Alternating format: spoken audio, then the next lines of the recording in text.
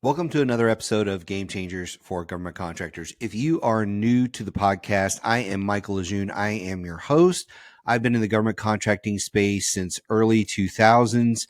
I started this like a lot of folks. I had zero knowledge of government contracting, what an RFP was, how to write one, or how to win a contract. And over the next 2 years, I would teach myself and my team how to win somewhere in the neighborhood of about $12 million in government contracts. Today, I want to talk about something that's really, really important. And we're going to do something a little different in this podcast. So you're going to hear my story and how I got my VA disability. You're going to hear from a friend of mine and who's also a client of ours. You're going to hear his story and how he went through the process and his tips and tricks. And at the very end, we're going to, in our third part of this podcast, we've actually got an attorney that helps veterans, and he's going to talk about his process and how they work with folks to help them get this and some of the tips and tricks and things like that. So this is a little bit longer podcast, but it's really, really good. I suggest that every veteran listen to this. And I want to preface this by saying this. Even if you've been out of the military for 20 something years, like I was, you can go back and file your claims. When I got out 20 something years ago, I thought that the only way to get VA disability was to get it when you were exiting. So you're exiting the military, you file all your paperwork, you get your disability. I didn't realize there was a process for after you've been out and you realize you have these injuries or you have mental health issues or whatever it was. I just didn't realize that was a thing.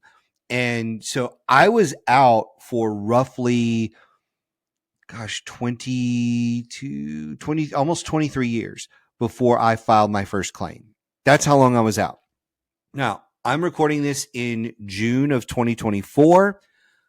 If you were listening to this after June of 2024, even if you're listening in later of June of 24, there are things that change so rapidly in this system that a percentage could change, a percentage for a specific medical condition could change. And so I don't want you to listen to this and go, oh, they got rid of that. Mike's an idiot. Whatever. This is how it is as far as I know today, June 4th, 2024. These are the facts, right? The facts are subject to change based on Congress, based on the way the VA does stuff. You never really know exactly what any of this stuff is going to look like. So I just want to preface it with that. Now, the other thing I need to preface it with is this is my process. It's the process I followed. I have a whole lot of notes. So if you're watching this on YouTube or somewhere else, you're going to see me constantly looking off the screen to reference those notes because I have a long string of notes. While I have a lot of notes and I'm going to cover a lot of ground, the process itself is not that complicated. But I wanted to give you the insight on why I did what I did when I did, so you can apply that to your personal situation. Okay. So let's dive in and let's talk about this benefit that you earned. Just remember that you earned this benefit. If you're a veteran, you earn this benefit. So go claim it. So one of the things to note here is as the time of this recording, I'm currently at 40%, likely on my way to 70, 80, or even 100%. Just to look at me, you would never know that was the case, but it's VA math. And the way the VA math works is even if you're 10% rated on something and you have 7 things, next thing you know, you're 70% rating. If those are service connected. If there's secondary claims, which is a whole other ball of wax, it gets into really complicated VA math, and I just don't have a degree in VA math to be able to explain that to you and the way it works, but the percentages can be all weird once you get into secondary claims and all that kind of stuff. But just in my direct claims, I am a 40%. I have tinnitus, I have hearing loss, I have a right knee, a left knee, a right knee, left foot, right foot. And you may say, well, that's like 5 things. Why are you only at 40%? Well, one of them, hearing loss, they've rated me as 0% for now, saying I only have minor hearing loss, but they could raise that later. So even at a 0%, you can still get your SDVOSB, which is what a lot of people are trying to get when they file for this. Is they're not necessarily trying to get a check. They're often trying to get that SDVOSB status so they can claim that and go after contracts at the VA. All you need is 0%.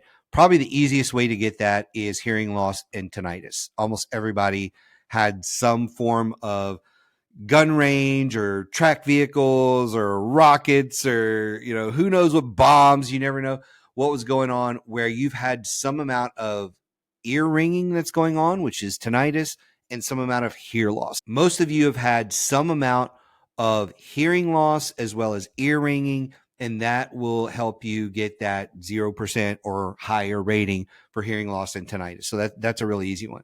So let me talk a little bit about my journey here. So I tried in early 2012 to file this on my own, and I found the paperwork to just be really frustrating. I couldn't get through it, so I gave up. I tried again in 2015, similar process. I tried again in 2016 because I found somebody that was at a local VFW or something like that, and they were like, "Oh, I can help you with this." And they just kept putting up more and more hurdle. Oh, hey, you need to drive to St. Louis and get your medical records. Oh, you need to do this before you file. And I just began to get so frustrated that I walked away from the process. And so in 2022, I was at a veteran event and I ran across something I'd never heard of. I didn't know what a veteran service officer was. And I met this veteran service officer for my county here in Tennessee. And she said, "Well, why don't you just come to my office and I'll help you file all this stuff?" Okay, so you don't need me to drive to St. Louis and get my medical records? She said, "Nope, not a problem. Once we file your intent to file, I'll actually get a copy of your medical records and I'll be able to help you through the whole process." And that right there is the number one tip that I have for people. I chose to work with a veteran service officer, a VSO, in my county. You can just Google your county and veteran service officer and you can find one. Now, look, they're not all easy to work with. They're not all good at getting phone calls back, but they will get it done for you. The most valuable thing about my VSO has been her knowledge of the system and how to do what, when to do what. The first thing that she had me do was she filed an intent to file for me. And that intent to file kind of held the mark of when my claims would start. So let's say we filed that January 1st. I could wait almost an entire, I believe it's a year after the intent to file to actually file. And then I would get back pay all the way back to January 1st, which I did. I got back paychecks in the thousands of dollars after things were approved. But the intent to file held the date as that's the date that when my back pay would start. So we filed an intent to file. Then she said, "Hey, let's look at all the things you need to collect and the things you need to do to come back and work on this claim with me and have all your ducks in a row." And then she also explained to me it was going to be a multi-step process. She said, "Look, let's go after the easy things that we can file first. So things that are going to be in your medical records. Like I had fractured a foot while I was in basic training." She's like, "That's going to be in your medical records. If you've seen, sick call for your knees or your other foot or anything like that, your back, that's going to be in sick call. So those are going to be in your medical records. And so let's get a copy of your medical records. And then from there, we can figure out next steps." Now, she also asked me a bunch of questions. She said, "Hey, look, there's a lot of easy things to file. Do you have ringing in your ears?" And initially I was like, "I don't know." And she said, "Okay, if you're in a really quiet room and there's no other sound, do you hear a loud ear ringing?" I'm like, "Oh yeah, I definitely do." She's like, "That's called tinnitus." I was like, "Really?" I didn't realize that I had that until she described that setting and how it was. And she even said, "Hey, let's just get quiet for a minute. Do you hear it?" I'm like, "Yeah, I do." "Okay, do you have hearing loss?" I'm like, "Well, a lot of people in my life tell me I have hearing loss, so I probably have some amount of hearing loss, right?" And so she said, "Okay, those are going to be some easy things to file." She went over things like Camp Lejeune. You've probably all seen the commercials for Camp Lejeune and being exposed to things like that. By the way, there's no actual link to me in Camp Lejeune, so just so you know. And then there's also the PACT Act and several other different things. We're exposed to burn pits and chemicals and all these different things. And a lot of those things are just instant eligibility into this. I mean, all they got to do is verify where you were, when you were there, and boom, you've got a service rating on a lot of those things. So there's some really easy things like that. Then she said, "What else do you have that may have been caused by a service connection injury?" And we went through those things. She said, "Okay, those are all going to be secondary claims. We're not going to file those right now. I want you to go get medical records. I want you to talk to your doctors.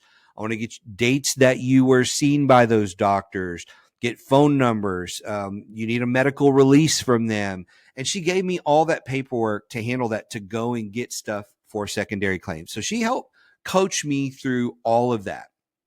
Then we started to file my actual claims.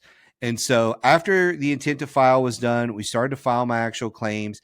And one of her things out of the gate was, look, you don't have to be super detailed about this. You don't have to write an essay on whatever the thing was. It literally, on one of them said, I fell in a hole in basic training, fractured my foot in April of 1995, and was seen at sick call. And I still have pain from that today. And we put on there about my knees and other different things. There was just simple little things. She also said, hey, did anything ever happen to you in the military that could have possibly caused any sort of mental health issues, PTSD? Were you ever in combat zone? All those kind of things.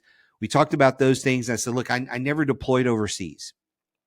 However, there were two traumatic things that happened to me during my service. Here's what they were.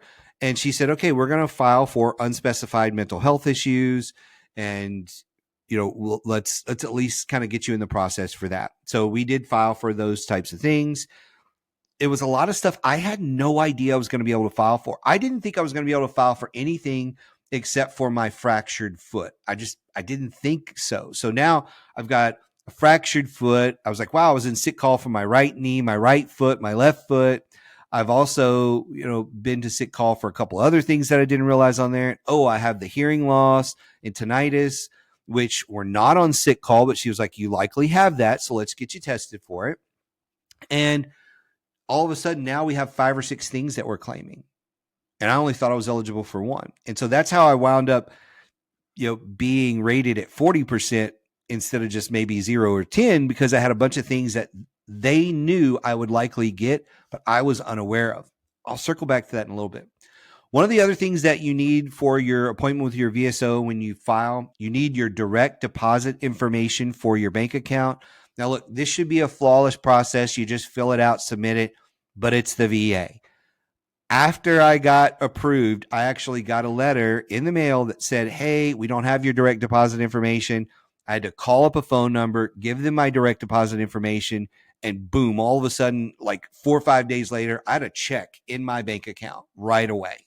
So, you may have to just follow up, which is kind of my second really big tip for this podcast, is the amount of follow-up you need to do. I was constantly following up with the VSO because I would go a week or two without hearing back when I'd have a question. I would constantly follow up with other people in the process, whether it was the VA directly or someone else, because I wouldn't hear back. And so follow up. Don't just let these things sit. Continue to follow up with anybody. So after you submit your claims, you're going to come up with these compensation and pension or C&P exams that you're going to have to do. Those exams are basically to verify whatever you said on the claim. Now, for some of them, they're just going to approve it without even an exam. Some of them, because they'll look at your records and just approve it. Some of them, they'll call you in for an exam. You'll do the exam. Then they will report their findings. You'll get approved, disapproved, things like that, which is what the lawyer is going to talk about in his portion of this podcast. Is if you are not approved for something, or denied, as they say, if you're denied, or if you only get, say, a 10% and you're like, gosh, this should be at least 40% or whatever it is, they can help you with that process. I haven't had to go through that just yet, but your C&P exam is where you go and go through the process of a doctor usually examining you. Like for tinnitus and hearing loss, I had to go and do a hearing test, and they had a bunch of components to that.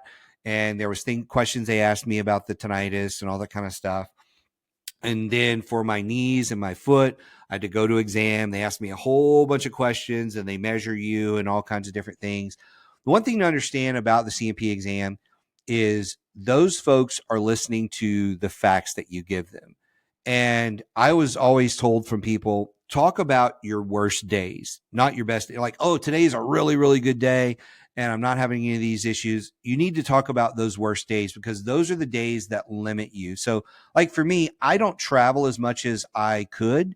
There's other things that I do in my personal life, like hiking or walking or even shopping. I don't do as much as I would like because my knees hurt, my feet hurt, and it's a real problem. And then it winds up kicking into some other areas, which I'm going to talk about later, into insomnia and other things, because I just can't sleep from the pain. And so it causes different issues. So you need to be talking about those worst days for folks, so they really get a good picture of what it's like and how it limits you, not just in your work, but also in your personal life. So those are things you need to talk about in the CMP exams. And we'll probably talk more about that with the attorney on that one. So for the ones that are approved for all of your claims, you will get those back paychecks. Once you hit 30% disability, you can add dependents at 40% disability. There's quite a few other perks, like you get 3 urgent care visits a year that are completely free. Then it's like $30 an urgent care visit after that. But again, even at 0%, you get a free national park pass. You get your SDVOSB status. There's some really, really cool stuff. Then there's some great benefits that kick in at 60%. So you're going to go to a higher rating where you're also going to get help for non-service connected issues. So let's say you cross that 60% mark and you're taking medications that aren't for your service connected injuries. All those medications are now covered, in addition to all your service connected stuff. Because your service connected stuff, even if you're at 10%, you're covered for that on your medications and treatment and all that. But once you hit 60, everything's covered. Everything. And I believe it's 70% that the dental kicks in. I don't remember off the top of my head. It's 70 or maybe it's 100%. I'm not sure. Just look that one up on the dental. But you've got eye exams, glasses, all those things kicking in, which are all extremely expensive. And if you've been to the doctor in the last few years, you know doctors are expensive, copays are expensive. I remember when we first started getting our medical plans, our deductible was like $5,000 a year or something like that for the whole family. Now it's almost $20,000 a year for the whole family. It's wild, the things you have to pay. And if you're younger and you're listening to this, so let's say you're in your 20s or 30s and you're listening to this, you're like, oh, this is not a big deal. Look, it's a big deal when you get in your 40s. It might even be a big deal in your 20s or 30s, depending on what your injuries are. Now you can have the VA covering the cost of those things. I'm going to talk about the treatment at the VA in a little bit, but I'll just say this right up front. It's been awesome. Let's put a bookmark in that. We'll come to it here in just a minute. So once you have your initial disability rating and your percentage, I recommend you go to va.gov and sign up for an account. Once you have that account set up, then you can go in and manage a lot of your health records and all that kind of stuff. But you go in, you set up an account in va.gov. They're going to ask you to verify your identity with login.gov or another third party. That was the biggest pain in the butt of this entire process, is getting that verified. Like I would take photos of my ID and it would reject them. I would try different angles, different lighting, and it would reject them. Then the website would time out and we'd have to start all over. So for me, that was probably one of the biggest frustrations, is getting through that process. I use login.gov to verify my identity. You may use another one, because I think there's like 4 or 5 different options. There's like secure something. I don't remember what the other 3 are. There's like 4 options that you can use. Those are all decent options, but login.gov is something I use because I use it for SAM and a few other different things. So why not just keep the same profile? So anyway, once you get your login.gov squared away and you actually get into va.gov, you'll be able to access your health records and all different kind of cool stuff through your My Health profile. Now, you would think you get logged in and you're done, right? You can access anything. No, you've got to set up your My Health profile. So look for a link in there for the My Health profile. You'll get that set up. And then once you have that set up, you'll be able to see your appointments and your records and all that kind of stuff. But you'll also be able to file for your Veteran Health Identification Card. Well, a lot of us call it the VHIC, VHIC. You get that, and that is what is basically like your medical card that you will use if you go to an urgent care, if you go to the VA. They're all going to want to see that. And so you're going to have to upload a photo and just a little bit of information, and you'll get your Veteran Health ID card. Look for that in the system. No one's going to tell you to go do these steps. No one's going to tell you to go set up your va.gov account. No one's going to tell you to go set up your login.gov, your My Health profile, or get your VHIC. No one's going to tell you that. That's why I'm trying to tell you that, so you know to go do these things, because I would hit roadblocks and say, well, what do I need? And they're like, oh, well, don't you have this? And I'm like, I don't have that. Well, go get it. Well, where do I get it? I don't know. Google it. And so I Googled these things until I got to a point where I had all of this stuff, and I have the list that I'm sharing with you now. So once you have the VHIC, you can not only go to the VA and all those types of things, you can get on military bases. You can shop at commissaries and PXs and things like that. Now, this doesn't allow you to get your spouse on base or your spouse to shop or a card for your spouse or anything like that. This just allows you. So like we were in Hawaii, we shopped at the commissary and the PX, and my family was able to do that because the one that's right outside Pearl Harbor is not technically on base, and you can go to that. We did try to go on base because I was going to show my family the base, and they're like, you can't come on base because you can't sponsor your wife and your kids, so you're not allowed to do that, and you get turned away. But if you're by yourself, you can go on base and check things out. So the next thing, once you have that VHIC, is you're going to call up your local VA hospital or your CBOC. The VA has these community-based outpatient clinics. You're going to call that up and make a new patient appointment.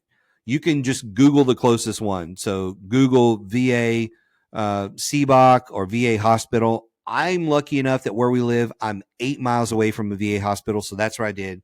I called it up and said, hey, I want to make a new patient appointment. And you have to make a new patient appointment so that you can get your initial visit in, just like you would any other primary care doctor. This gets you assigned to a primary care doctor. They see you for that initial visit. And then this is where like a waterfall of other VA appointments are going to happen. And this is where the good stuff really starts to happen as far as like secondary claims and things like that. But the main reason you need to get set up with your primary care doctor is so you have somebody you can interact with through My Health. You can actually just message them and get information for them. Like I messaged mine and said, hey, I'm having this sciatica issue. What should I do? And she's like, oh, just come in. We'll give you a shot for it. No big issue. But that was only because I was already set up. And then I messaged them about other things and they'll just get back to me really fast. So you've got to get set up with your primary care doctor, set up a new patient appointment. A lot of times when you set up the new patient appointment, they're going to do two things. They're going to ask you to come in and fill out some paperwork. And then they're going to ask you to then come back and sit through that appointment. At least that's how it happened to me at the hospital. And it's an easy process. You also get reimbursed mileage for going to see those folks. So like when my hearing test was done, it was over an hour away. I got reimbursed the mileage.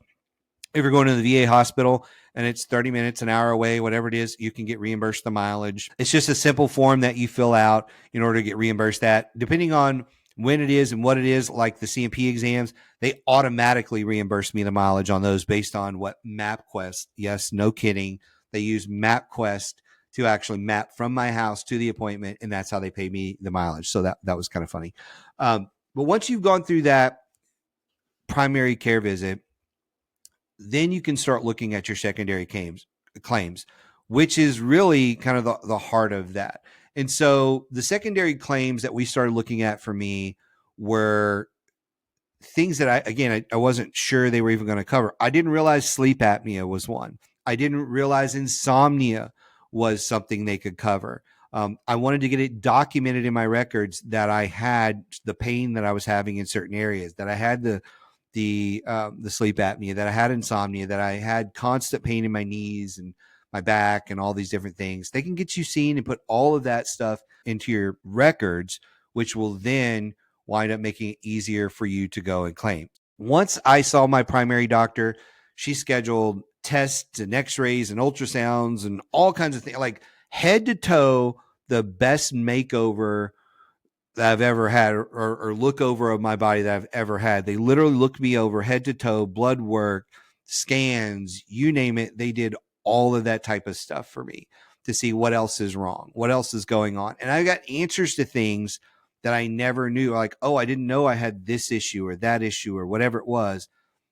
And they gave me all of that information, which my regular doctors just didn't. So once you've seen them, they'll start scheduling those things, and then you're going to start having lots of different appointments.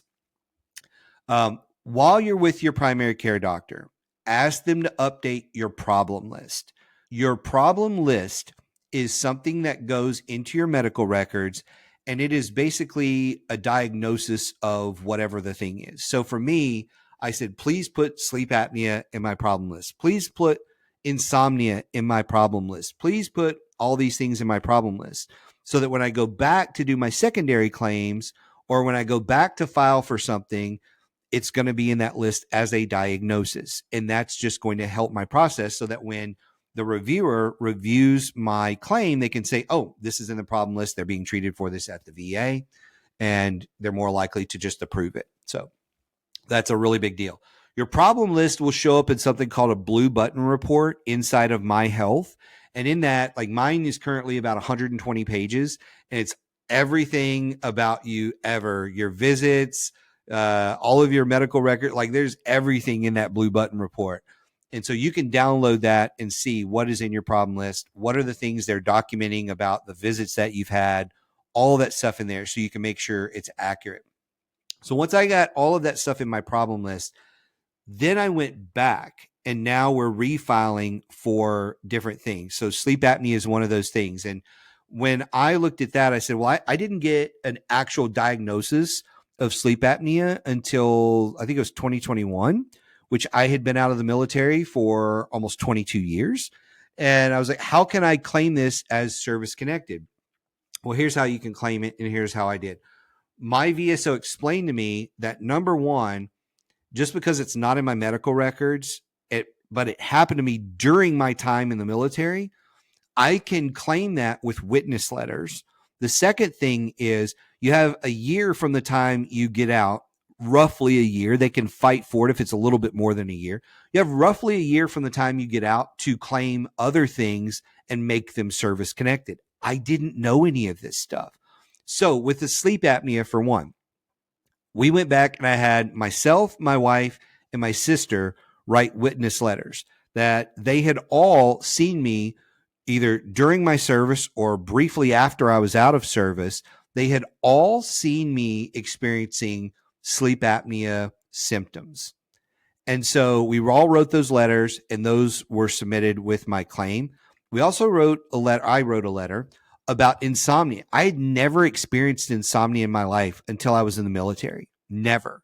And I just thought it was the anxiety of basic training or those kind of things, but it has stuck with me since basic training. I've had insomnia since then.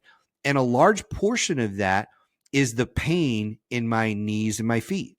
And I wind up waking up a lot because of that pain. And so we wrote a letter about it saying, hey, this is when I first experienced it. Everybody in my family can, testify to this. My wife, everybody can testify to this, that these are issues. So we wrote letters to support those claims and submitted those things. And then we also went back and said, hey, okay, here's a bunch of other things that have been added to my diagnosis. This backs up my original claims. Here are things that back up my secondary claims. And now that's how we were able to file and have an easier chance of getting approved on all those secondary claims that are currently pending for me. So that's a large portion of my journey. I will say that when I got to the VA, like a lot of folks, I thought, hey, this is going to be a disaster. I'm not looking forward to this. It's been an absolute joy working with the VA hospital. They are not only on top of the ball with everything. There's almost no wait anywhere I go at the VA. There's always somebody there to help me. There's staff there saying, hey, you need to ride back to your car, whatever. I mean, they're just bending over backwards at the hospital to help you. And I did not expect that. When you go in for like x-rays or any of those things, they are being very, very thorough. For me, I've had x-rays on my back, my knees, all different types of things over my life. They usually take 1, 2, maybe 3 shots, and they get you out and hand you a $1,500 bill later. The VA took somewhere in the neighborhood of 60 to 70 shots of my knees and lower back alone, because they wanted to get different angles and different things. Then they took scans of my neck and all these different things. I mean, they were just very, very thorough in everything they did. And I can't thank them enough. And then the appointments started following. So I started getting booked for an appointment to see this person and that person, the sleep apnea person. There was blood work. There was the mental health counselor, all these different things. And if I was there and that person was open, they just booked me in a slot that day while I was at my primary care visit. So I don't know if everybody's visits are going to be like this, but so far I've had about 10 appointments in the last 2 months, and they've all been absolutely amazing. I can't sing their praises high enough. They ordered all my medication. They got CPAP supplies for my machine because I already had a machine. All that stuff happened right away. And it's just been awesome. And guess what? It hasn't cost me anything except for a little bit of money out of pocket for some of my prescriptions that aren't service connected yet. The next thing I want to talk about here for a minute is just mental health. I think a lot of people look at the mental health side of it and think, hey, I don't want to claim anything. This might be on my record. And, what if I'm a hunter and I have guns? Are they going to take them away? Or what if are they going to, mark me somehow as somebody who's dangerous to society or whatever it may be? Look, mental health comes in a lot of different forms, PTSD, whatever you want to call it. And there are a lot of things that happen in the military that affect you likely to this day in the way you act with your family, your friends, your colleagues, whatever it may be. And those things could be impeding your life in one way or another. If you're homeless, there's a good chance part of why you're homeless is mental health issues. You're struggling with something, and that is why you can't keep a job or whatever it may be. And yes, there are homeless people that listen to this podcast. They're homeless veterans who listen to this podcast who are trying to become government contractors. I've talked to them. I've talked to people living in their car who are trying to make a new life for themselves. So if you're one of those people, you need to be talking to the VA and you need to be trying to get the benefits that you deserve. I want to talk real quick about the finances of this. The finances aren't huge in the beginning. I'm at 40%, but I get a check for about $1,000 a month at 40%. That can go a long way for a lot of folks. That can cover your rent. That can cover gas, groceries, and insurance. There's a lot of things it can cover. As you climb the ladder and get up to 100%, it's almost $3,800 a month, and it's non-taxed. This is a benefit that you deserve. If you're a veteran and you were injured in any way, if you're a veteran and you don't think you were injured in any way, I want you to take a serious look at this and say, are there things that happened within the first year I got out? Are there things like sleep apnea that I could or should claim on this? Are there other things that I've really discounted, whether it's mental health or whatever it may be? And now's the time to look at this, because that is money that could be helping you get out of debt, pay for college, pay for your kids' college. There's a lot of different things that money can cover. And I really want to encourage you to take the time and go file for this benefit. It's extremely important. You earned it. The money's been set aside, whether you claim it or not. The money's set aside for you, and millions of dollars go unallocated to veterans every single year. Tens of millions of dollars, I believe, is the number. Every single year, it just goes back into Congress's budget because you haven't claimed your benefit. Go claim your benefit. Get that money. You deserve it. In the next segment, I'm going to talk with a friend of mine. He's also a client about his journey. We're going to touch on a few of these same points. So it's going to be a little bit reiteration, but you're going to hear from him about how he's approached this, what his success and what his little aha moments were. And I hope you enjoy that. That's up next. If you're struggling to win government contracts, the answer is not quitting. The answer is finding the right information you need and the right mentors you need. And I've got a quick solution for you. The quick solution is a book that I just wrote. It's called I'm New to Government Contracting, Where Do I Start? It's a great book that walks you through all of the fundamentals that you need. So if you're struggling with getting contracting officers to call you back, getting teaming partners to call you back, if you're struggling with bidding and losing all the time, if you're struggling with the proposal process, if you're struggling with anything in this business, this book book covers it. It's going to walk you through A to Z, everything you really need to know about government contracting, and give you not only the foundational education you need, it's going to give you a lot of advanced tactics and strategies that most people don't teach. And it's all in that book. You can go grab it right now on Amazon. Now back to this episode. I have Andrew here with me today for this second part of the podcast. And Andrew, I'd love for you to tell everybody a little bit about who you are, what you do, who you work for, that kind of stuff, and like when you served in the military. And then we'll dive into your story.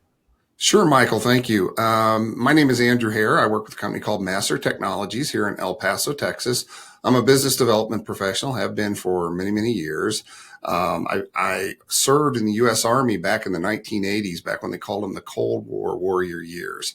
And from early 80s to about the late 80s, I was an armor officer serving here at Fort Bliss in the 3rd Armored Cavalry Regiment.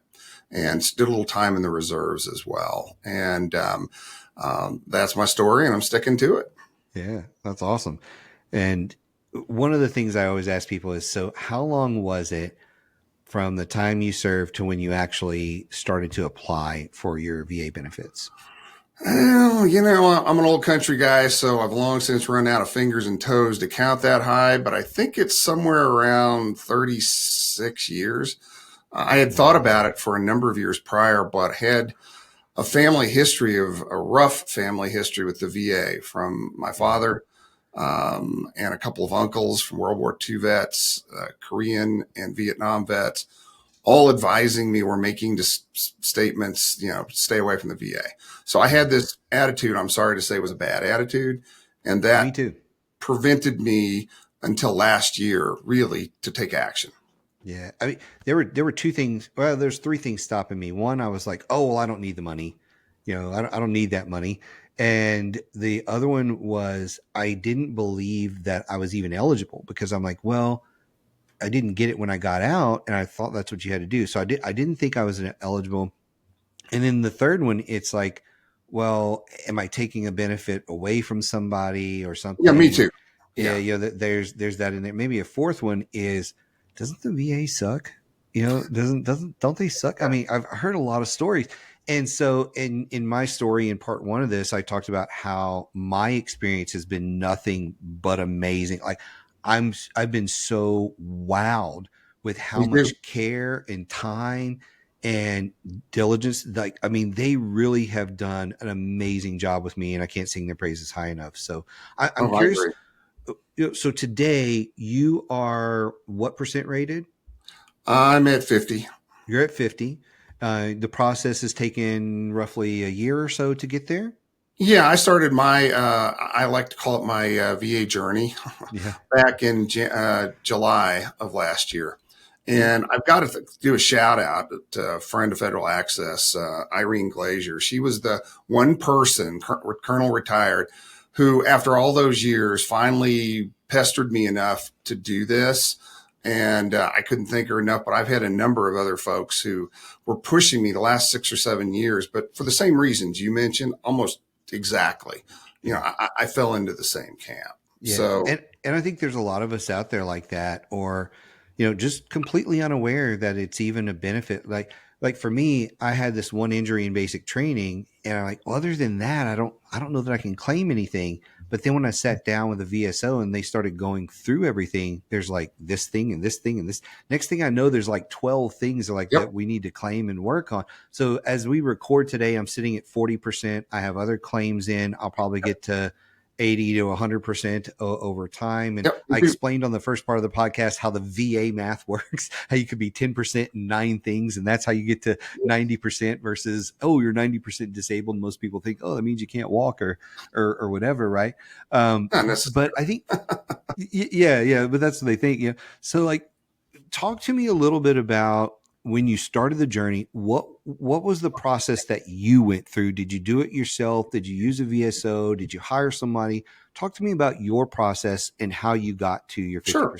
No, I kind of took a process like I would as a business developer. I looked at it as an RFP and I want to win it. And so as a BD and capture manager, I really laid all the cards on the table and said, okay, where are we at? I did my own little matrix of pluses and minuses and things that I need to look at. And I realized quickly I needed help. Yes, the VA has set it up where you can do it online if you choose to do it. But I wouldn't recommend that. There are a lot of forms, a lot of processes, and it's very easy to get confused and make mistakes. And once you say something, it's kind of hard to undo what you said and to the VA. So I sought help from two people, well, really one person. I was been fortunate to play golf with a buddy who's a retired Army physician's assistant and also someone who did compensation and pension exams for many years. Oh, nice. And so he understood the process, knew the VA speak, if you will, and looked at my medical records, much like your VSO did, and pointed out things I had no idea. I went into this with one claim in mind and was shocked to find I had 7 or 8, and actually maybe 9, and we're still working on some of them. And, little aches and pains I've always had that mapped back to my service time, but I never really considered them. I was kind of focused on that one thing. And my buddy also recommended a very good VSO, the Texas Veterans Commission here in El Paso, that have been super. And we kind of worked as a team. Now, my buddy really taught me 2 different things that I needed to keep in mind through the whole process. And it has been golden for me. Number one, understand the 3 main elements of a successful claim. And that is a diagnosis, right? That has a service connection or nexus, as they like to refer to it. And it has to be chronic and present. And how the VA interprets some of those things vis-a-vis your particular injury or ailment or whatever it has to be is where the medical advice came in very valuable. He showed me what I could claim, told me specifically how to say it. Don't overdo it. Don't give them too much. Just stick to the facts and document. So what that meant is I did all this for my VSO. I wrote it out with footnotes in all of my different documents where you could find it, submitted all the different documents. Once the compensation and pension exams came up, that's where a medical professional third party validates your claim, right? He told me how to fill out their questionnaires, and that was what did the trick. Because all the questionnaires are really zeroing in on those 3 areas I mentioned. And if you state, for instance, I broke a finger once, and it still bothers me to this day, a hard range of motion to work with it. And that was very well documented in my medical records, but he showed me how to reference those on the exam form. And every examiner I had thanked me for saving them a lot of time. So I learned a long time ago, don't irritate the contracting officer if you want to win an award. Don't irritate the C&P examiner if you want to get a positive compensation award. And so because they get paid a set amount and they don't have a whole lot of hours to devote to it, don't make them do a lot of research in 500 or 600 pages of documents. Tell them exactly where to look and map it exactly to the issue. Those 2 things, more than anything else, helped me. There were many other things, but that's what I did. And the other thing I would suggest is as soon as you can get your MyVA login set up, watch the process and keep on top of it. Don't just put it on autopilot. If you have a question, call your VSO. Make sure you follow every step of the process, that you do it on time. If you go to an exam, all those things, bird dog it and make it happen as soon as possible.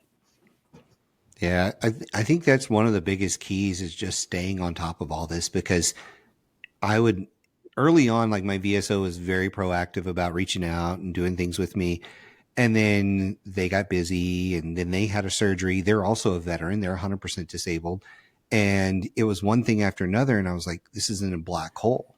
And I just haven't happened to stay on them. Mm-hmm. And when I didn't get a hold of something, I would send them an email, a voicemail, and another voicemail, another email, like, hey, I'm going to stop by your office on Wednesday. And sometimes that's what got the call back. But I never gave up because they had other things going on in their life. Oh, absolutely. So what have you found, like, if you were to go back through the process today, is there 1 or 2 things where you're like, if I had known that in the beginning, I might have gone faster through this, or this might have changed what I submitted? Or are there any of those aha moments on this end of your rating that you would recommend to folks? There were a couple instances where I didn't really understand enough of what I was applying for I wish I'd have spent a little more time. It wasn't till after I really started the process that I got interested to read 38 CFR Part 4, Code of Federal 38 Code of Federal Regulations Part 4. That's the schedule for ratings disabilities. That's the blueprint the VA must follow. And there are a few areas I wished I would have understood them a little better. I would have put some of my claims a little differently after I had been advised by my buddy, who's the medical individual. Kind of stepped outside of a few of those pieces of advice. I wish I was a little better informed there. I'm not a medical professional, so it's a little challenging there. Also, the VSO, as much as I love them to death, the Texas Veterans Commission, they, like everybody else, I read the other day, there's been over 1.3 million applications put in since the PACT Act passed in August of 22. Of those, over 888,000 veterans and their caregivers have received benefits, just like you and I. And of those, 145,000 have gone into VA healthcare. So that's a lot of folks moving through the system. So you have to be patient with them. But at the same time, as I learned a long time ago in sales, be pleasantly persistent. If they say you have to schedule a meeting 30 days in advance, great, go visit them. That always seemed to work. I wish I'd have been a little better at that up front. But hindsight, is valuable at this point. I think when I started, I was like, hey, if I just get a 0% or 10%, I'll be pleasantly surprised. And then you get the booklet in the mail and you're like, oh, there's all these benefits. And, oh, I know how expensive medical coverage is. And, oh, what I spent on it last year. And it's like, the VA can pay for all this. So that, like, once you kind of open the Pandora's box, that's when you start to realize how big a deal it is. Like you said, like, I just didn't take it as serious in the beginning, and now I'm very, very serious about it.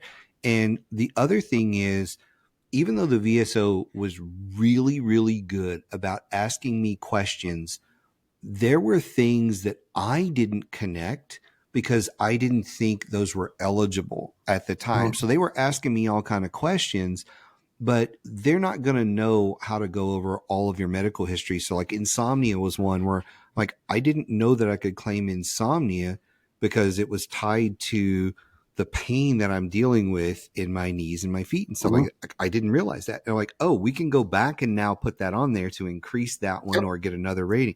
I didn't realize sleep apnea was one because I'm like, well, I wasn't technically diagnosed while I was in the Army, but she had me write these letters and get these witness letters that said, hey, every roommate I ever had complained about my snoring and my breathing. Yeah, the buddy letters are great. Yeah, all that kind of stuff. But even like your spouse, your mom, your dad, your sister, those kind of people can write letters for you. But I just never connected those things. And then, so one of the things that I would recommend for people is you can go read, 38 CFR Part 4, whatever. You can go read that. You can also do what I did. Like, I'm on social media and I just happen to follow a handful of people that are always talking about this stuff, and they sell services around this stuff. But the thing I get most out of following those people on social media is they'll have a video and they'll say, do you know what the 9 most common things are to get rated for? And I'm like, I'm not sure. What are those? And you start reading off the list and like, oh, out of those 9, I have 8 of those. And I've claimed none of them. Right. And so like it gives you ideas on what to go back for, because that's one of my tips to people is, like you said, it's a journey, and you start the journey with your 1 or 2 things, and then you start adding things, but you can do this for as long as you're alive. You can keep going back and say, hey, I didn't realize this.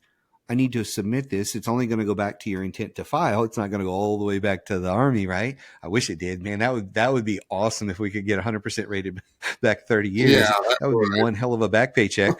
But it's just important for people to know. The other thing I didn't know, and I'm sharing part of this on this podcast with you because this is the first time you're hearing it, is I didn't realize you had a year-ish from when you exited the military to claim all those things. And that was something my VSO said. She was like, you have at least a year. And let's say you got out in a January timeframe. she's like, I can argue in March or April or maybe even May if that's when you got diagnosed, because it's a year ish, and we can fight for that, exception. And those just things were light bulbs to me that I just didn't get about the process. So, is there any final thoughts or final words from folks in your story where you would say, here's one thing I would do, or here's what I'm doing today? Because you're at 50, but I assume you're probably going to file for some more things in Well, the I've got a future, couple or more no? still under review, so to speak. I guess the one thing that I would think is critical in your VA application journey is that expert medical advice more than anything else. I mean, I'll give you an example. I experienced a little too close to an explosion once, and it kind of blew out the hearing in my right ear for a period of time. And it took, because we were in the field, and back in those days, unless you were severely injured, you never got evac for evaluation. It took me a few months Right. to finally, and I'm sure you remember that Army, right? Yeah. And Yeah. it took several months to get reviewed. And there was one little box checked on the evaluation with several pages that actually survived in my records. I would have skipped right over it. My VSO may have too. That one little box checking it, that the visit was a result of a noise exposure, resulted in the largest compensation award of anything I've gotten.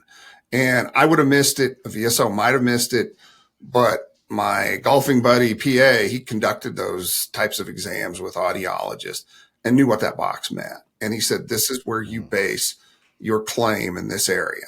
And it worked. And he told me how to write it. So my point is, yes, a VSO is great, but they're not all medical personnel. So they're going to miss some things, as you mentioned earlier, to your point. It helps if you can find somebody with medical experience or a medical professional, especially if they have any VA experience, is absolutely golden. Yeah, no, that's really good advice. And to that point, I would say, in addition to most of your VSOs not being medical professionals, they're not all going to be disabled veterans. They can only ask you questions. They can't give you the answers to the test, right? And if they ask you a question and you say, no, I don't think so, they may not have a follow-up question to that, because they're going to ask you questions like, did you ever this? Did you ever that? Even like with the mental health stuff, she asked me some questions and I was like, I never thought about this. So she's like, we're going to put down unspecified mental health issues here because you need an evaluation on this. And it was just things that I never thought would be eligible. But to that same point, as she was going through my medical history and different things, I said no to a lot of questions that I should have said maybe. Can you tell me more? Can you ask me more about that? Yes. Can we drill deeper in that? I don't know, but point me in the right direction here. And that was on me, because I just, when people ask me a question, I'm like, no, I don't have a problem with that, or no, I don't have a problem with that, or I moved on because I kind of had forgotten. Like at the time, sciatica was an issue that I was dealing with, and even though it may not be technically service connected to some degree, it needed to go in my file. Mm-hmm. And there were other things that needed to go in my files that I had when I first met with my primary care doctor. They're like, hey, can you put these things in my problem list and make sure that's updated? I didn't know I had a problem list with the VA, but you've got a problem list. And so there was all these little things that I just didn't think about. And that's where you've got to sit down and really think through your medical history, especially if you've been out for a really long time. One of the things that I did was, where we have lived, we have been fortunate enough in the last decade, not before that, but in the last decade, everywhere, every hospital we've been to has like a My Health chart of some sort that you can log into, and you can look at your visits and say, oh my, I've totally forgot about going to see them for my knee 19 times, going to see them for my neck 7 times, go and see them for my back, go and see them for this, and you totally forget about that. So you can review all of those things, and some of them may be things you use as evidence in Oh, this, because yeah. I actually did the medical release and pointed them to that as well. Well, that was one of my So, biggest faults and regrets in all this for the last 30 some odd years, not keeping better medical records on all the different visits. Some of them would have really yeah, helped me. And I do like now that the VA, I mean, the medical records that we have access to, that's the way medicine should be, in my humble opinion. yeah, It really yeah, should be. yeah. It's not, Eh, but I am grateful for the access I have yeah. and the connectivity I have and the medical information that's at my fingerprints or at my fingertips from each of these visits. I just wish I'd had that decades Yeah. back. And if you add one, that's one of my biggest regrets is I did not document those Yeah. things earlier on. And I would second that. And now I have an Evernote file, which my wife has access to and the kids have access to and stuff like that. And there's an Evernote file on me in my system on my computer. It's on my phone, and it talks about my medical history. It talks about like what I've been treated for, the doctor, Mhm. the state, the phone number, the medical facility. It has all of that in it. And I'm starting to regularly update that, because even if it's not for you, how many times have you been to a doctor visit and they say, does your family have a history of Mhm. fill in the blank? And you don't know how to answer that, Yes. right? Like you have no clue. And so even if it's not for me, I'm making that for my kids so that someday when they have issues, they can answer those questions and know, oh yeah, dad was treated for ABC and I may have it too, or whatever I the take issue it. I take it is. a little step further. I use OneNote, and I have many years of those files. But I also keep Yeah. paper files. Being in the cybersecurity business, on the critical ones, I also have a critical set in a folder. Should anything ever happen to me, my wife can grab it. And Yeah. We have one in Dropbox, but yeah, we have our shared Dropbox with all those. And in the same way, all the critical ones, I highly, highly recommend that, because there'll be a file and it's the only one you need and you can't find it online, or you don't know what it was named or whatever, and you got it in the mail. Those are the ones that you need to take a photo yep, of or scan it and put in there, because those are the ones you're like, I know I have this document, but I can't find any proof of it, and it's the only one in it always existence. seems to work that way. Yeah, yeah. So thank you for coming on and talking about this. I really appreciate it.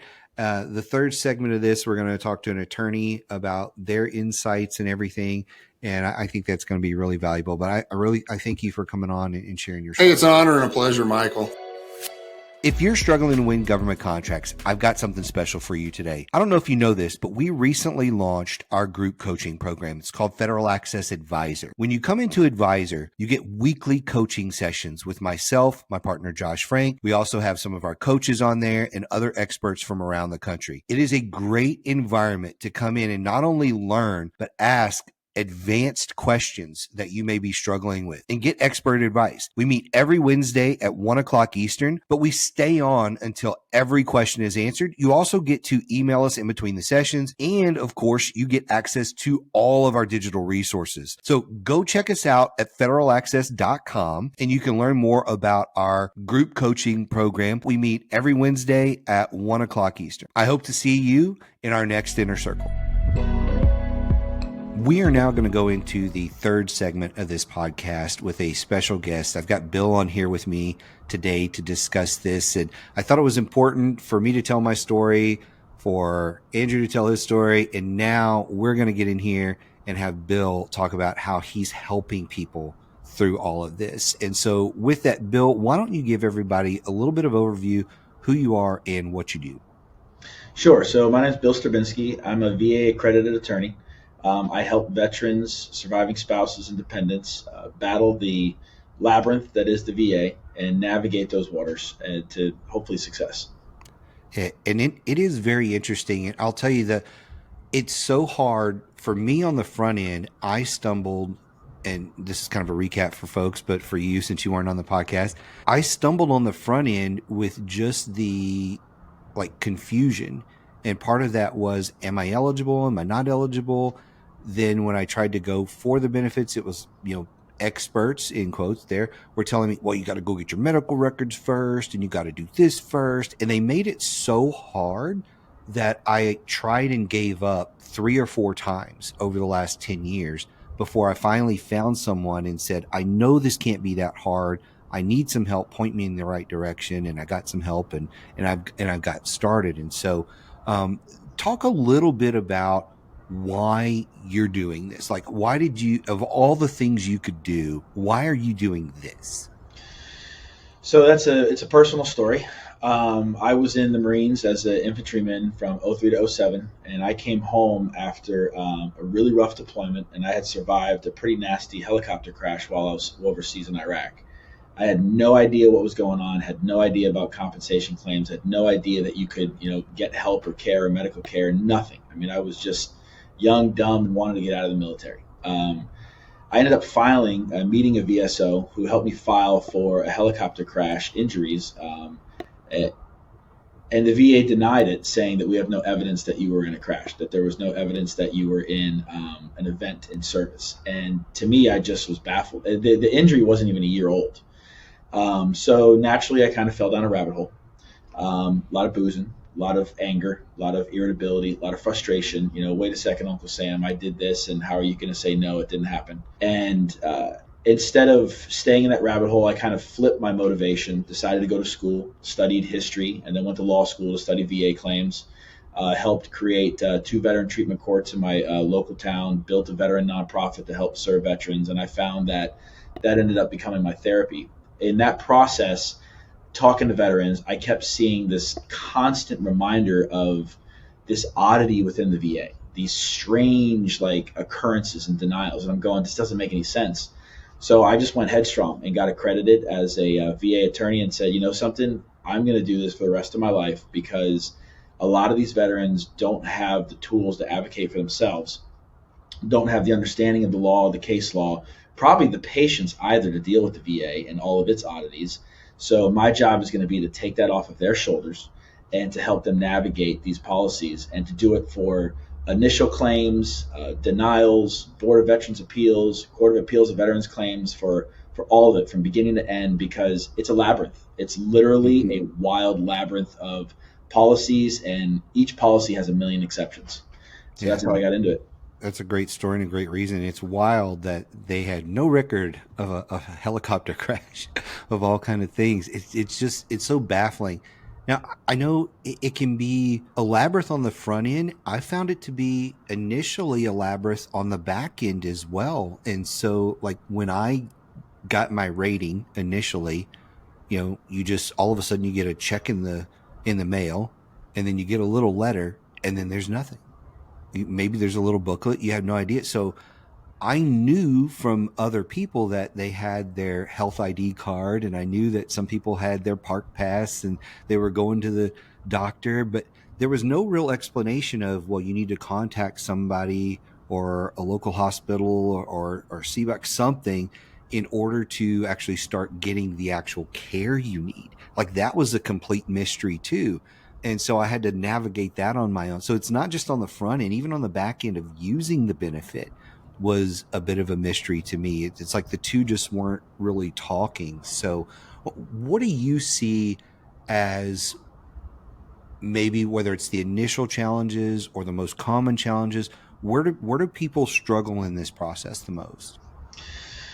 That's a great question. It's a very loaded question. So I'll try to bullet point it, because there are multiple avenues. The VA Health Administration versus the VA Disability Compensation and Pension are typically under the same umbrella, but are two animals. So when it comes to applying for a disability or pension, there are eligibility requirements. Compensation disability just requires there to be an in-service event, injury, or disease, a current diagnosable disability, and a nexus or a link between the two. Pension has a couple other eligibility requirements that are income-based, etc. One's considered income, one's not considered income. But as you can tell, I'm already getting in the weeds by explaining the basic eligibility portions. Yeah. And that's on the disability pension side. The VHA, Veterans Health Administration side, if you become service-connected, you can go over and get your medical care, but then you have to find an outpatient clinic or somewhere to go through orientation where they assign you a PCP, a primary care physician, and then you can get your treatment. To be frank with you, it's an absolutely incredible system. And it's a really good system if you can understand how to navigate it. And then the one thing I tell veterans, don't be the dime a dozen. And they go, Bill, what does that mean? Don't be the person who gets on the phone and starts cussing everybody out and makes a big deal, because all you're going to do is the VA employee on the other side of the phone is going to be like, oh, look, I'm getting cussed out again. Wow, what's new? Right. Don't. Talk to them like they're humans. There is a majority of people there that really want to help.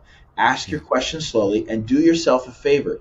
Find your guardian angels, get their contact information, and call them back.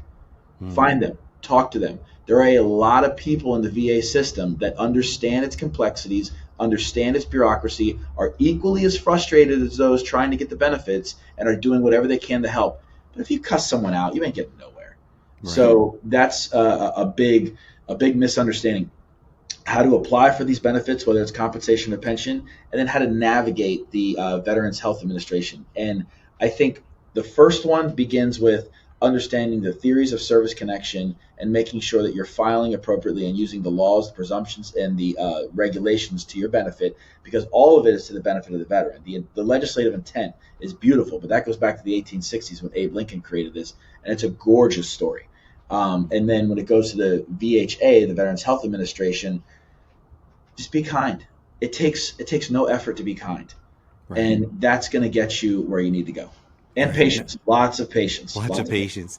Yeah, lots of patience. And I will say, I can echo exactly what you said. I have been, I would say, timid on this end of it, but like asking questions. I've been overly nice with everybody that I've talked to, and everybody has been just amazing. Whether I call an 800 number or I call the local hospital, I'm actually 8 miles away from an actual full-blown hospital. And so that's where I've been going. And everybody that I've seen, whether it's a nurse, a doctor, the primary care doc, anybody that I've seen has been over the top amazing, just kind and helpful. And I've just thanked them profusely and asked a lot of questions along the way. And I've really been blown away at the care. Things that should have been diagnosed in my life by regular doctors, outside the system, where they took 1 or 2 x-rays and were like, you're fine going about your life. Where the VA is like, well, let's take 80 x-rays and see what's really going on. And oh, by the way, we've now diagnosed you have this, this, this, and this. It's blown my mind at how good and how detailed they have been with the care to this point. Maybe let's back up for a minute for the folks that are listening, because I know we didn't really touch on this very well during the earlier parts of the podcast. Who's eligible for this? That might be a really good place to start, because I think I was just telling you how when we were at Vets, I ran into so many people where I started talking about this process with them, and it was a deer in the headlights, and they said, "Are you kidding me? I'm eligible for this? I had no idea. I've been out for 20 years and had no idea." And that was another thing they thought. I've been out for 20 years. There's no way I can go back and now do this. So let's talk about eligibility for a minute. Sure. So that's the funny thing I like to explain before getting into the details of VA law, if you will, and regulation, is each step is like those. Remember the little like wooden train tracks that we used to play with a kid, and you would dovetail them together, and there was a train station that had like 10, had a little wheel and had like 10 tracks on it. Yeah. The VA is almost like each step is a 10-wheel train track step. It can go in all sorts of different directions.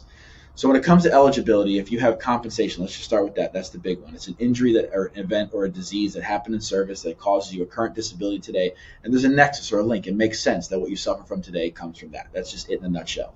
First of all, you have to have a good discharge. It can be general under honorable conditions and above. It cannot be other than honorable and below. Bad conduct, misconduct, dishonorable, etc. If it is, you have to seek a discharge upgrade through the Correctional Military Records or the Discharge Review Board per each branch of service.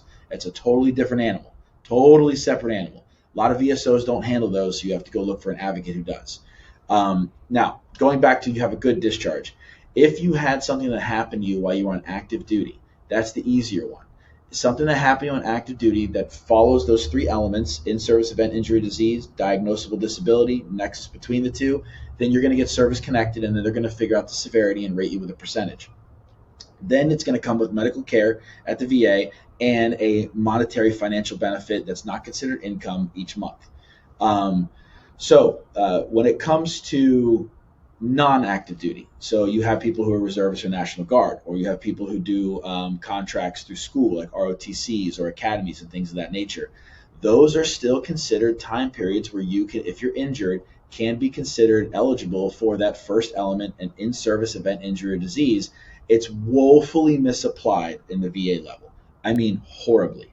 You get these people at the bottom rung. Human resources in the VA, I'm going to assume, and through the rumors that I've heard, is just a nightmare. You get these entry-level people that don't understand that you can be on inactive duty for training without an active DD 214, have a line of duty injury, an LOD, because you're doing your 1 weekend a month or your 2 weekends a year, and something happens, and that can be the same element of an in-service event, injury, or disease that can help prove service connection.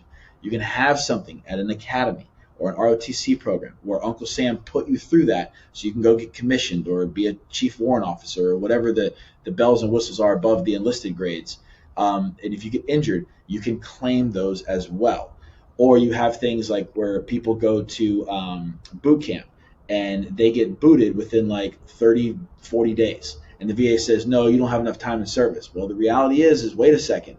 They passed MEPS. They went through the military entrance and processing station. They went to boot camp, and boot camp broke them, which we want boot camp to weed out the weak and all that. But you break it, you buy it, Uncle Sam. And those are considered valid claims as well, or good faith claims, if you will. Pension has a different set of rules. You have to have served within at least 90 days active duty with 1 day at a wartime period, and there's an income bracket. You can't make past a certain amount with your assets, etc. But then there's a definition of what are assets, and those are very favorable to the veteran as well. So those are your basic eligibility requirements. And the one that I tell people the most is outside of the regulations of those basic eligibility requirements, there's always this. And this is your personal eligibility requirement. These are your benefits. You signed that dotted line. You served your time. You answered the call, whatever it was. Whether you were CONUS, whether you were deployed, whether you were admin, whether you were grunt, it doesn't matter. You still served your time honorably. These benefits are yours. And veterans will sometimes say, well, I know that there are more people who are hurt worse than I, so they deserve it more than me. That's not true. These are yours. It is your decision. It's not like if you get 1,000 bullets last quarter and you don't use them, you don't get 1,000 anymore. This is yours to use as you choose. And I respect that. I tell people that all the time. You don't want to do it, you don't have to do it. It's yours to use as you choose. Uncle Sam gave it to us, and I also challenge anyone who's a student of history, find a better regulation than any human institution around this globe that has ever made. You won't find it. You won't find it. I've been looking and I've been challenging, and it's one of the most beautiful laws and regulations that humans have ever created. And it's yours. Use it as you choose. Well, that's awesome. So for the folks that actually want to read this, where do they need to go? Because I've Googled it, and it's a labyrinth of even finding where to read all of this stuff. So if somebody wants to read it, what do you recommend they do? Well, this is my other manual's in a different office, but this is last year's manual. All right, this is last year's manual. This is about for those that are just listening on the podcast, the name. Let's give the name of that because not everybody watches the video. Veterans Benefits Manual. You can do this. It's some light reading. It's nice light reading because at the bottom there's mostly citations. That book looks like it's 3 inches thick, at least, maybe 4. Yeah, I actually enjoy reading it. It's a weird. It's not work if you like it. You can do that. You can also go to Title 38 of the United States Code, Title 38 of the Code of Federal Regulations. Those are the black and white letter law. They're exhausting to read as well. The VA also has, in all of its infinite wisdom, they do some pretty incredible things. And VA.gov, you can go to those websites to look at the eligibility requirements, and they break it down Barney style, so it's real cake to read and understand. I also like to tell people, sometimes you'll have like what we call jailhouse lawyers, someone that knows a little bit of information and is a little bit dangerous, but doesn't know the wealth of information and can screw things up. Mm-hmm. You'll have some of those pro se individuals out there who have had success with their claims, sometimes because of luck, but then they think that, they know the whole regulation. You'll find some people who can help you in that regard. The next level up are veteran service officers. Those are hit or miss. Most of them are really good. But I always tell people it's no different than finding a doctor or an engineer. Make sure you interview them to see if they fit. Ask them tough questions. If they can't answer the tough questions, then you might not have the right advocate. Then you also have accredited agents. That's governed by 38 CFR 14.636, and accredited attorneys, which is what I individuals that have lived it. And there's a lot of us out there. We've lived the life of being a military member. We were injured greatly in service. We got pissed off by the VA. It redirected our motivation. We went to law school, and this is what we do. There's a few of us out there. But look for your advocate. Find someone and ask them the tough questions. You're interviewing them as well. Yeah. So, and I would say I fall into probably that first category of novice. I've been navigating it. I've had some luck in areas where other people may not have, but I definitely don't know it deep enough. That's why I love having experts on like yourself. So the first two parts of the podcast were more the novices. We've had some luck. And this one, having you to come on as the expert was really important to me. Can you give us a couple of case studies or success stories, however you want to call it, where people that were struggling with this, maybe didn't think they were eligible, you ran across them and you helped them, and kind of maybe what the results are? We don't have to give names. We can protect the innocent here, but I'd love to kind of get some stories here so people can kind of get an idea and wrap their head around it. Sure. So I will tell you real quickly, another good place to go is the Office of Inspector General to figure out what animal that you're facing. So, for example, we were talking earlier about the application process. In September 7, 2022, the Office of Inspector General came out with a report that indicated that when you file a claim that's at the processing level, 68% of claims processing did not follow the required procedures. So if you're a veteran and you're going, why is my stuff so jacked up? Understand that the reality is since September 7, 2022, until the OIG does a follow-up report, you have a 32% chance that your claim is going to be handled properly. So just when you get a bad decision letter, take a break and then find a good advocate and figure out how to attack it. Additionally, and these ones just came out, May 8, 2024, delays occurred in some veterans benefits claims while awaiting decision. The findings here are the team identified 10,541 claims aged 365 days or older. They were stuck in the thing that we call the black hole of death, which is called the National Work Queue. It's just like a bucket where claims go and a computer's supposed to pull them out. It's a very, very powerful document. Read these things. May 23, 2024, software delayed the establishment of supplemental claims for appeals for benefits decision. So I'm going to get into that right now. So I wanted to preface that with, first of all, there's a lot of issues with the VA. It's a very large department. I believe it's the second largest in the federal government, and it monitors and assesses millions of individuals. So it's bureaucratic, it's run by humans, and humans are infinitely fallible. So here's what happens with some of our success stories. We had a gentleman come through who was Blue Water Navy, filed a claim back in 2010 for presumptive conditions of Agent Orange. The medical evidence shows that there is a 100% rating for coronary artery disease or ischemic heart disease, which are Agent Orange presumptives. The VA failed to do the research on the boat that he was on, which was within 12 nautical miles. So Blue Water Navy comes out, the Blue Water Navy Act comes out. It applies the NAMAR decision, which basically states if the VA made a mistake way back when the claim was initially filed, then it should reopen it under the consideration of NAMAR, and the effective date of that 100% should go back to then. So we get the veteran 100% around 2022 after we had the claim. We had the claim for maybe about like 6 or 7 months. Veteran's like, I don't think this is going to work. I'm going, let us do our job. Let us figure it out. 6, 7 months go roll down. We submit the evidence. We submit the correct theories of service connection. We cite the correct evidence, highlight the evidence. You'll see in my filings, I'll write like big circles around the evidence and put like pointers through it, asterisks everywhere, and being like, here is the evidence, VA, please review this. And it's not for the VA, it's for when it goes to the Board of Veterans Appeals. I can be like, look, guys, I've been trying to tell them for years now, and then nobody's listening. Get the veteran 100%. Veteran comes in and wants to talk about another very serious condition that's bothering them. We sit the veteran down and I go, hey, I just want to let you know that we filed this argument because you're under Blue Water Navy, and we looked at the boat that you were on, and we went to the National Archives, and I pulled the deck logs that showed that you were specifically docked in Da Nang, and also that you were within 12 nautical miles regularly within Vietnam, and that goes back to 2010. So his 100% went back 12 years. He walked away with just under $400,000. And because it went back that far, he now gets the protections of 38 CFR 3.344, which says after 10 years, the VA has to prove a material or sustained improvement of that disability before they can reduce it. So not only did he get his disability, he got the protections for it, he got the financial benefit, he got the medical benefit. He's at 100%. If he passes, it will automatically go to his wife because he's been at 100% for longer than 10 years. And now from the grave, he'll still be able to put bacon on the table. And that happened within less than a year with him working. That's wild. That is an amazing story. I think that's one of the things that a lot of people believe too is, the rules that you're hearing are the only rules. So if I just filed my intent to file and I'm expecting my back pay to go to that, I mean, you guys looked into the rule book and found a way for it to go all the way further back. Brother, we had to go to the National Archives and pull the old deck logs and literally like slam it in the VA's face to be like, look at these coordinates. It says en route to Da Nang. It says ported at Da Nang. Like he was there. Right. It was wild.